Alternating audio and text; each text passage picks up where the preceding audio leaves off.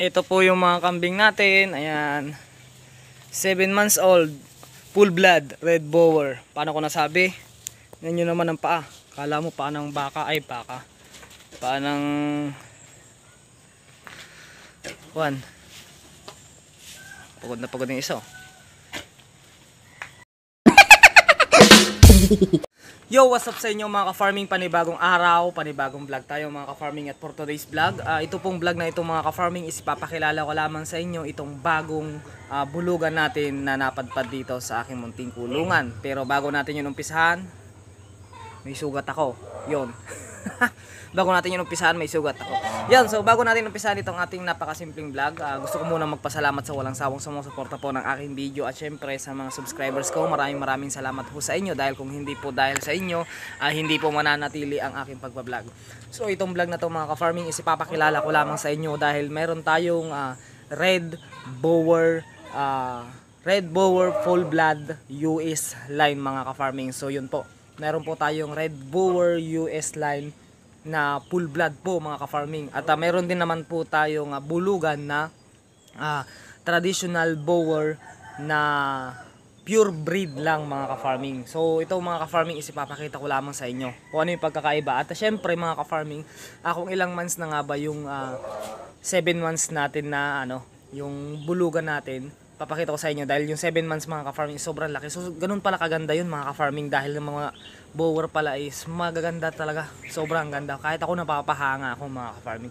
At syempre papakita ko na rin sa inyo yung nag-hit kahapon na kambing natin. Ipapakita ko na rin sa inyo dahil nasampahan po siya ng Red Boer. So napakagandang blessings para sa atin yun mga ka-farming.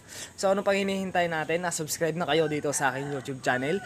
Dahil dito po sa aking YouTube channel ay nagtatopic po tayo ng about sa pag-aalaga ng kambing. Pero lagi ko po sinasabi na hindi po ako professional pagdating sa pag-aalaga ng kambing. Base lamang po ito sa aking mga ginagawa, sa aking mga alagang kambing mga ka-farming. So tara, umpisahan na po natin ang napakasimple at napakagandang vlog na to mga ka-farming. Kuya Don TV.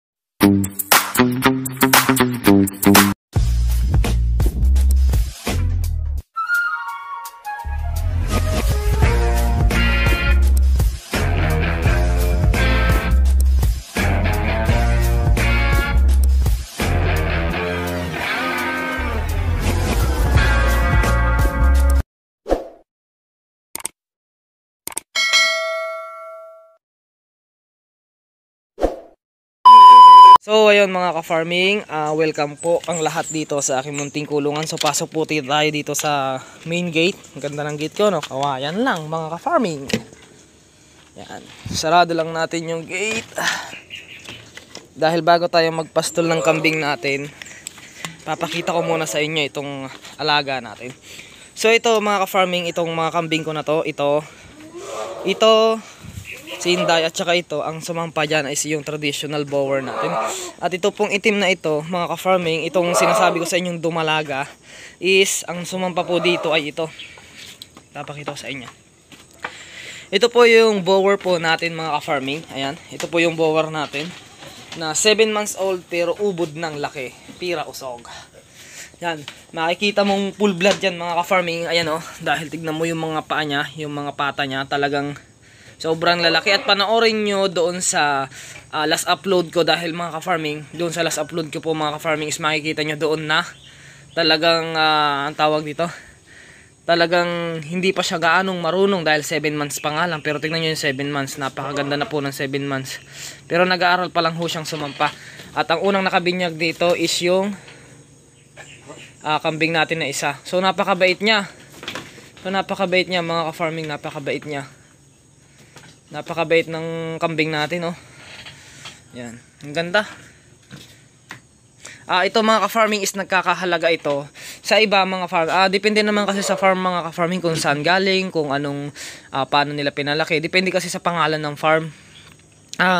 Pero ito mga ka-farming, ito nagkakahalaga po to ng 50,000 mga ka-farming. 45 to 50,000. Pero yung iba nito mga ka-farming talaga is ang normal talagang bigayan dito mga ka-farming is 80, 90 to 100,000 mga ka-farming. Pero ito nagkakahalaga lamang ho ng 50,000. Yan, 50,000 ho yan mga ka-farming. So ganyan po, kabigat sa bulsa. Pero masasabi ko yung 50,000 mo, mura na yun. At sulit na yun mga ka-farming. Sulit na yun. Yan. So ito ay hinihintay kong mag-hit itong ating isang kambing na to mga ka-farming, dahil ito talaga yung ipapartner ko rito eh. Baka sakali makapalabas tayo ng dapol kasi ito pula rin eh. Yan. Brownish siya na may pagkapula. So ito talaga yung hinihintay ko na mag-hit itong kambing natin na isa. Ito kasi yun talaga yung papasawa ko, dahil ito po ay F1 bower na po ito mga ka-farming. So F1 bower na po ito. So bower na po yan. At ito po yung anak niya, yung F2 bower mga ka-farming. Yan po yung unang anak niya. Pero itong anak niya ngayon is boang lang po ito. Yung tatay nito ay boang, lahing boang. Yung tatay nito ay boang at ang nanay niya is F1 bower mga ka-farming. At ito naman, yung mga dumalaga natin na to na buntis na rin ay buang din yung tatay. Yan. Yan, buang po yan. So ito po yung nagkakahalaga ng 50,000 mga ka-farming. So murang-mura na ho yun mga ka-farming. Makikita nyo sa mga paa nyo. Kumpara nyo dito sa full breed. Ang full blood mga ka-farming, kung mapapansin natin, base sa akin lang mga ka-farming tulad nga ng akin sinabi, hindi naman tayo nagmamarunong. Pero base lang sa obserbasyon ko. Kasi ang full blood mga ka-farming, sa pagkakaalam ko lang is talagang mga pandak lang sila. Pero talagang malalapad ang katawan. At yung mga paa nila ay talagang sobrang lalaki. Kala mo paa ng baboy. Kumpara dito sa pure breed. Kasi yung pure breed naman mga ka-farming is giant talaga sila. Malalaki. Pero purong bower yan mga ka-farming. Pure breed yan mga ka-farming. Sobrang laki nito, giant. At ang problema nga lang dito is sobrang agresibo nito mga ka-farming. Sobrang agresibo nito. Tignan mo, gutong man ni Jordan. Mag-yellow dollar sign na naman yung vlog natin mga ka-farming. Dahil gutog man ni Jordan Bakit? Kondisyon mo yung sarili mo. Yan po yung kambing natin. At ito po, ang buntis po dito sa kambing natin is 5. So ito,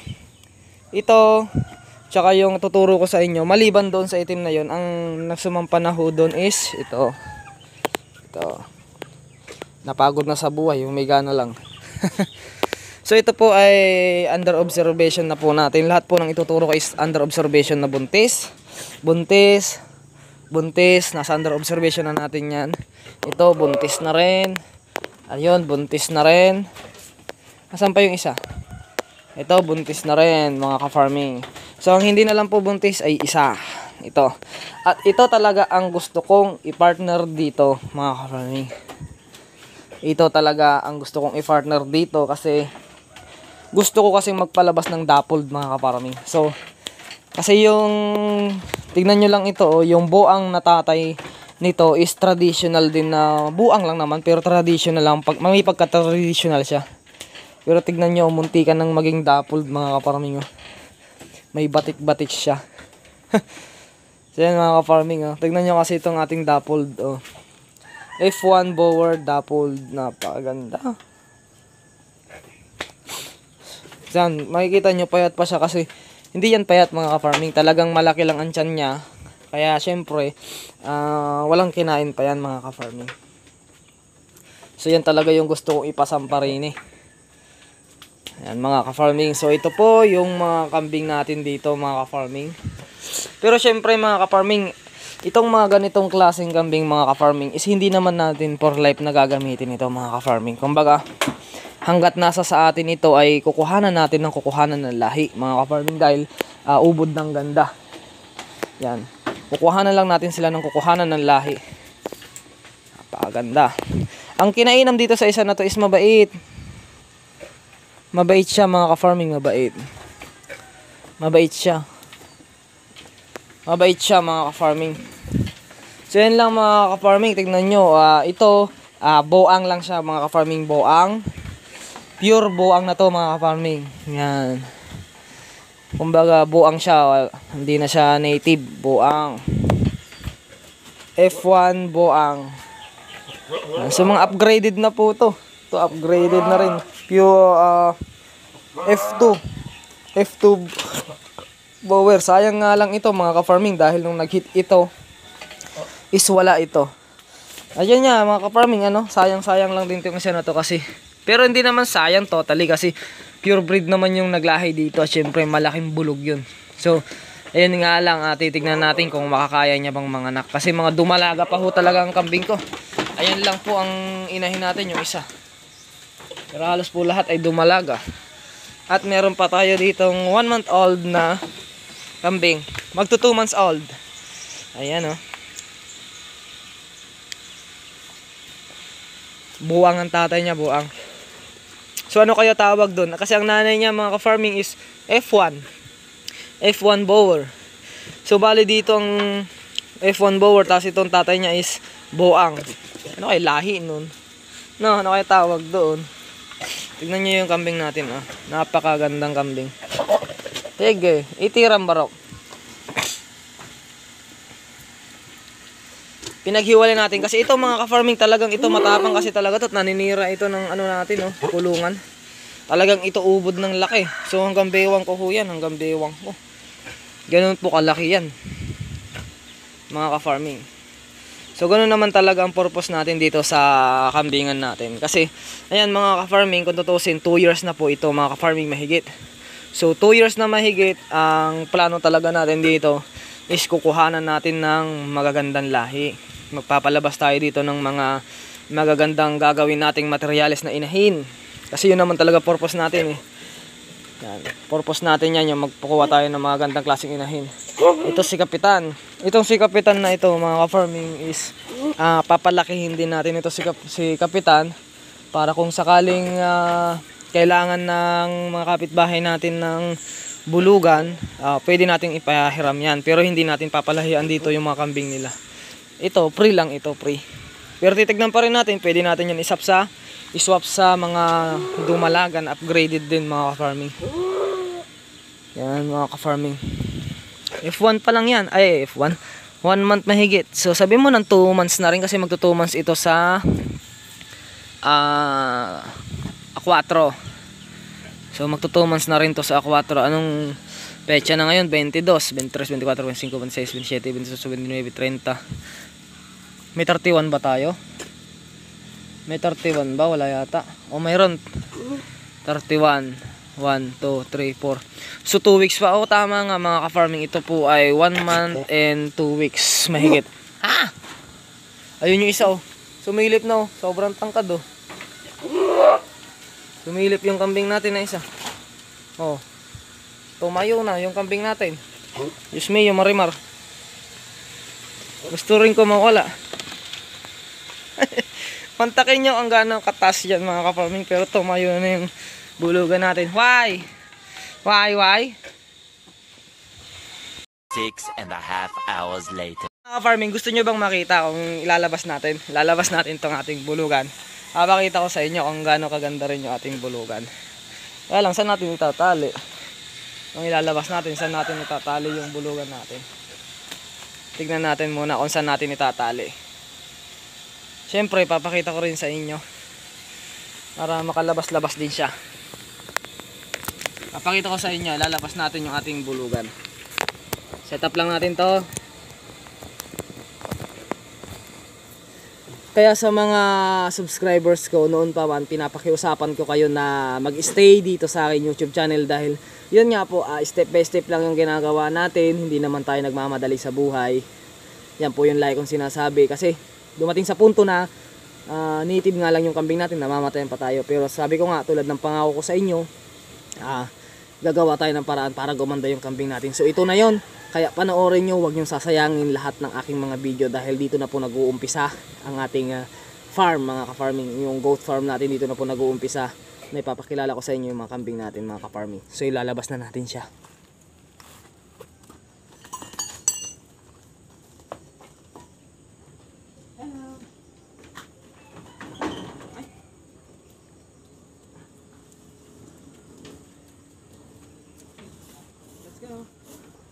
Let's go.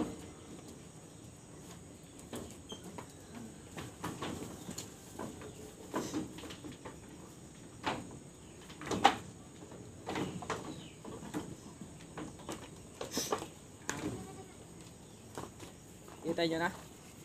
Nakita nyo na yung ating gwapong bulugan. Ito, ayos ko lang yung tali.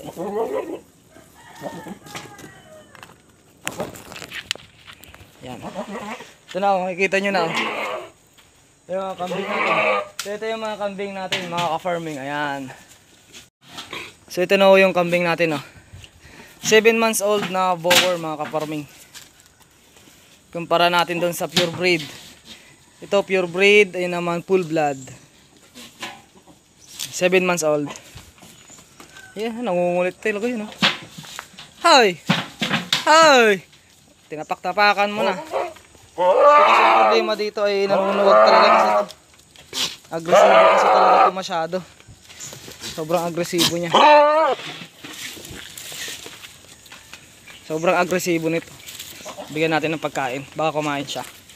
Kain ka.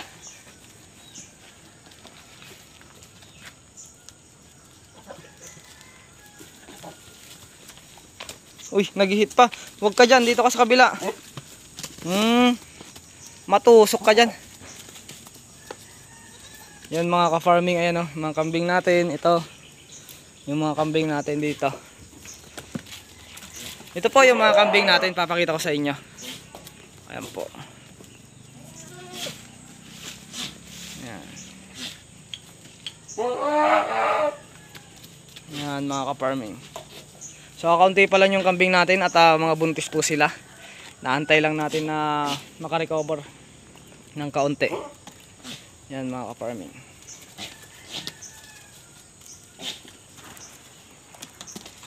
Kasi papastol na ho natin sila maya maya. Yan, dyan nga pumasok nga. Malaki. Ang laki niya. Konting diferensya lang dito. Ang laki niya sa 7 months old mga ka-farming, lintes. Ay grabe. Maganda talaga ang Boer mga ka-farming pagka full blood ano. Kahit ako na pamangha bigla akong natahimik sa aking pagbablog. Kasi dumating lang ho ito sa akin kahapon eh. Nagulat pa ako, lintas. Yan halos walang pinagkaiba mga ka-farming. Pero ito, lalaki pa to ng gusto mga ka-farming. Lalaki pa to. Dadambuhala pa ito. Kumpara din sa isa na to. Ito, yan na yung laki niyan. Kaya lang ito talaga napahirapan na kasi ito eh. Napahirapan ng pagpapasampa. Pero tignan nyo naman kung gaano ka-quality yung mga back natin. Dahil yan dito sa taas. Papasalamat tayo kay God. Yan mga ka-farming, dahil may mga taong nagtitiwala sa atin. Yun nga mga ka-farming lumiit yung mga kambing natin. Bakit? So yan mga ka-farming, magpapastol na ho ako. Mga ka-farming, magpapastol na po ako at hanggang dito na lang po yung aking vlogs. So ito nakikita nyo, ito 2 years old.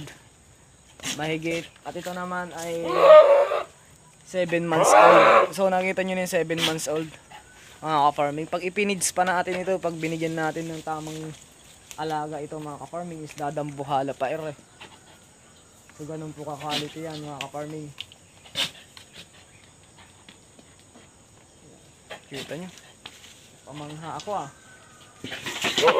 napamangha ako. So yan lang mga ka-farming, ito po yung ating mga alagang kambing. Ito. Mga buntis na po yan. Ayan na lang ang hinihintay natin. Ito ipapaasawa natin yan doon. Para kung sakali baka swertein tayo makapalabas tayo ng dappled mga ka-farming. So yun lang, hanggang dito na lang. At support nyo pa rin po yung aking vlog. At peace out sa ating lahat.